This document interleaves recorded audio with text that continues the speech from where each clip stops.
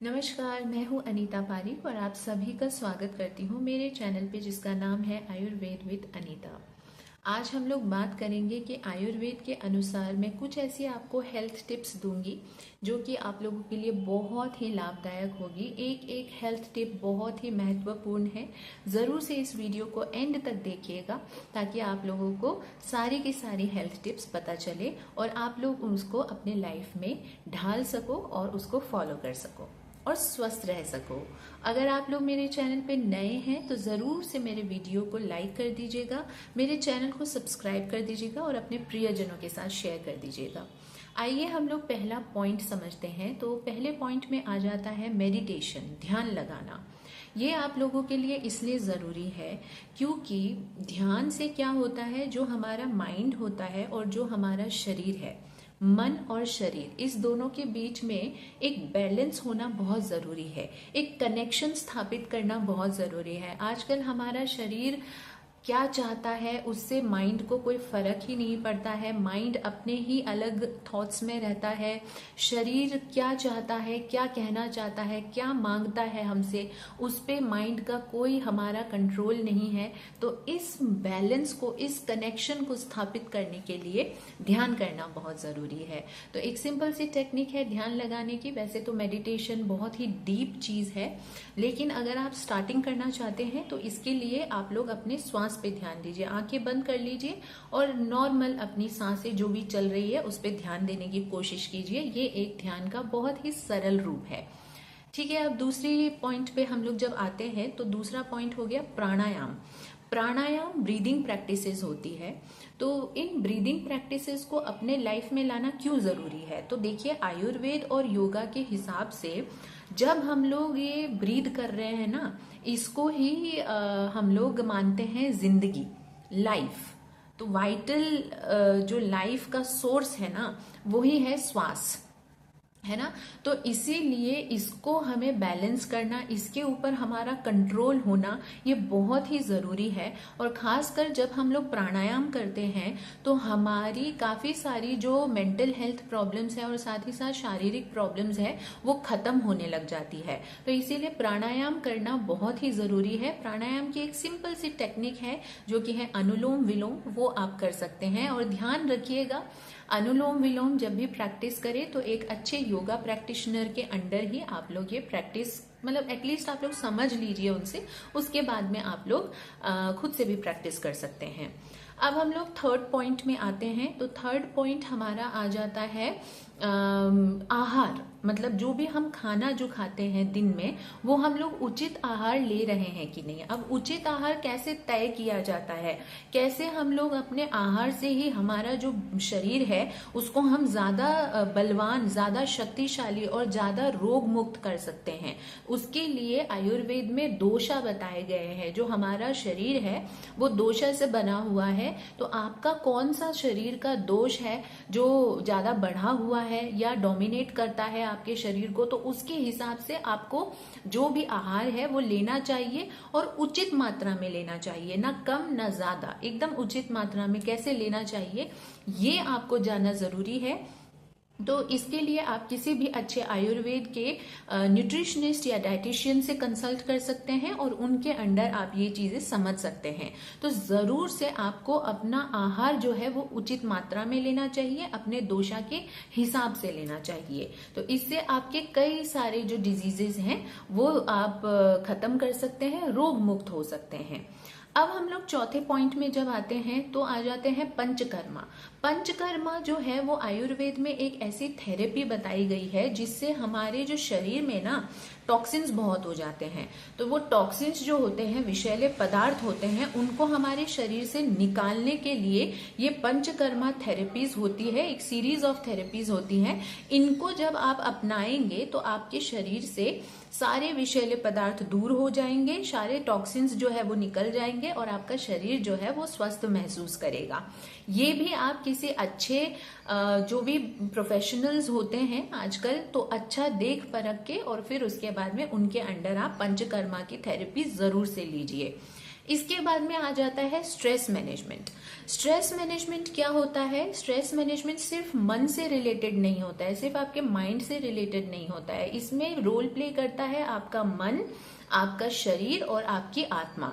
ये तीनों ही जो है, इनके बीच में एक कनेक्शन होना चाहिए, इनके बीच में एक बैलेंस होना चाहिए। और इसके लिए आप ये सारी टेक्निक्स अपने लाइफ में ला सकते हैं। योगा करिए, मेडिटेशन करिए, फिर हर्बल रेमेडीज को अपने लाइफ में लेके आइए, थेरेपीज, हर्बल थेरेपीज लीजिए। काफी सारी ऐसी टेक्निक्स है, इससे आप क्या कर सकते हैं, स्ट्रेस को मैनेज कर सकते हैं। और स्ट्रेस मैनेजमेंट जब आपके लाइफ में होगा तो आप अपनी प्रोडक्टिविटी इंक्रीज कर सकते हैं। आप अपनी जीवन की जो सबसे हाईएस्ट एनर्जी है ना, उसमें आप काम कर सकते हैं। तो ये हो गया एक पॉइंट। अच्छी नींद।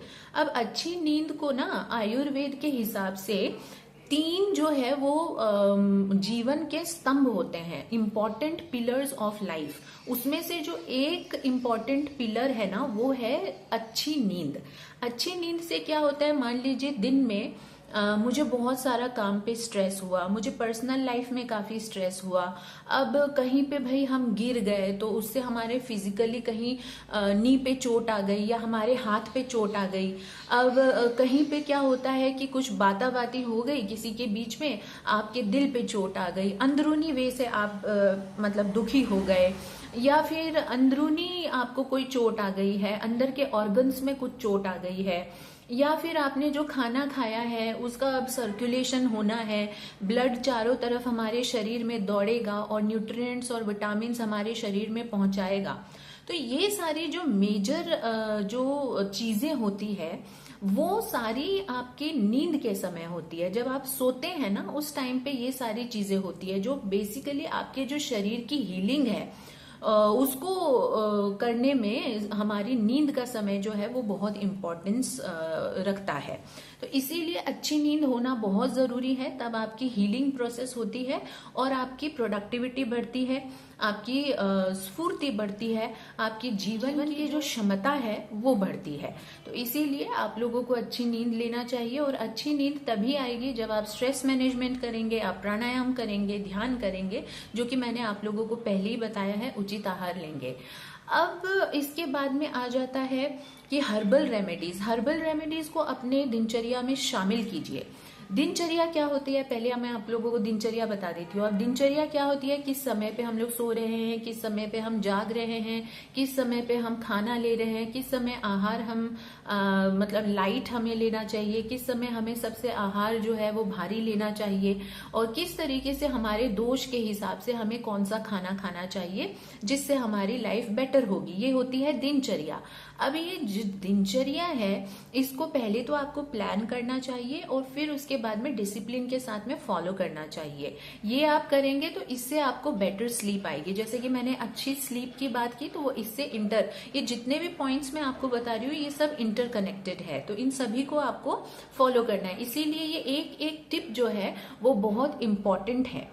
इसके बाद में आ जाती है हर्बल रेमेडीज। हर्बल रेमेडीज में जैसे कि हो गया अश्वगंधा, तुलसी, फिर शतावरी, गुडुची, नीम, आंवला, त्रिफला, फिर हल्दी, और भी मतलब बहुत सारी जो औषधियां होती है, तो इनको आप अपने जीवन में शामिल करिए। ठीक है, इनको अपने दिनचर्या में शामिल करिए, इनको आप किसी ना किसी तरीके से अपने खाने में शामिल करिए, क्योंकि ये आपके जो इम्यूनिटी है उसको बूस्ट करता है, रोग प्रतिरोधक क्षमता जो है उसको बढ़ाता है, और साथ ही साथ में आपकी जो अग्नि है उसको भी अच्छा करता है, और इसके अलावा आपको बहुत ही रिच न्यूट्रिएंट्स जो है वो आपके शरीर को पहुंचाता है।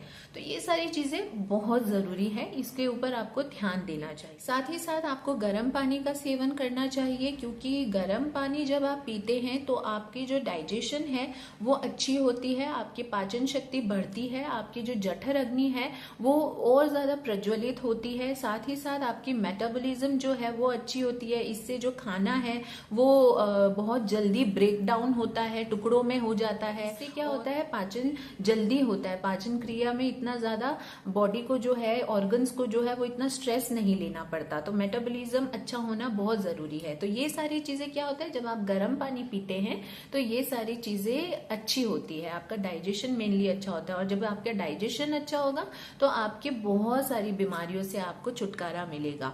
कोई बहुत सारी बीमारियां तो आपको होंगी ही नहीं। अगर किसी बीमारी से आप जूझ रहे हैं तो वो अगर आपका डाइजेशन अच्छा होगा तो आपको उससे भी निजात मिलेगी। तो ये सारे पॉइंट्स थे जो आप लोगों को फॉलो करनी चाहिए, और अगर आप लोग फॉलो करेंगे तो ये बहुत ही सहायक होगा आपको एक स्वस्थ जीवन जीने में। स्वस्थ जीवन अगर जीना है तो ये सारे पॉइंट्स जरूर से फॉलो करें। आशा करती हूँ आप लोगों को मेरा ये वीडियो अच्छा लगा होगा। अगर अच्छा लगा है तो जरूर से एक लाइक कर दीजिए, अपने प्रियजनों के साथ शेयर करिए। मेरे चैनल को अभी तक आप लोगों ने सब्सक्राइब नहीं किया है तो सब्सक्राइब जरूर से कर दीजिए। साइड में एक बेल आइकन दिखेगा, उसे प्रेस कर दीजिए तो लेटेस्ट वीडियोस जो है वो आपकी स्क्रीन पर आ जाएंगे, उसके नोटिफिकेशंस आ जाएंगे। Thank you so much for watching this video. Narayan Narayan, जय माता रानी।